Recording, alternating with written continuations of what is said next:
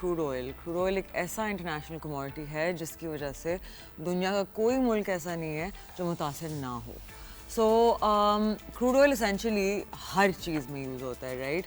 In the 21st century गाड़ियों के fuel से लेके कॉस्मेटिक्स, पेपर, फर्टिलाइजर, बहुत सारे यूसेस हैं because that's where energy comes from, right? Crude oil is burned to then operate different kinds of machinery.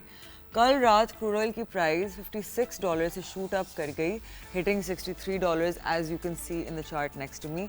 अब this is not alarming for the reason कि actually पहले ही because of over production and low demand crude oil prices increase हो गई थी।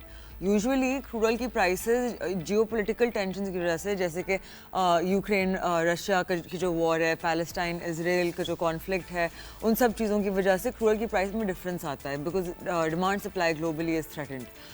तो ये जो राइज आया, ये एक कंट्रीब्यूटर ये है कि यूएस की सैंक्शंस थी ऑन रशियन ऑयल। पाकिस्तान ने एक मैसिव लीप फॉरवर्ड लिया है, saying something that could truly redefine our future. But before that, basically, the reason why crude oil prices affect Pakistan so much is because हम एक import-based economy है और 26% हमारे import bill का हिस्सा जो है वो जो आता है crude oil की import में, right? तो जब crude oil की prices fluctuate करती हैं, जब crude oil सस्ता होता है तो our economy is going to prosper because of that, हमारे लिए चीज़ें बेहतर होती हैं। और जब crude oil महंगा होता है, जैसे कि बीच में when you guys remember Iran और इसराइल के बीच में जो हुआ था और स्ट्रेट ऑफ हॉर्मुज़ की जो एक मेन पैसेज वे जहाँ से 85% ग्लोबली क्रूड ऑयल ट्रेड होता है, तो उसकी वजह से क्रूड ऑयल की prices went up to $75 a barrel, right? So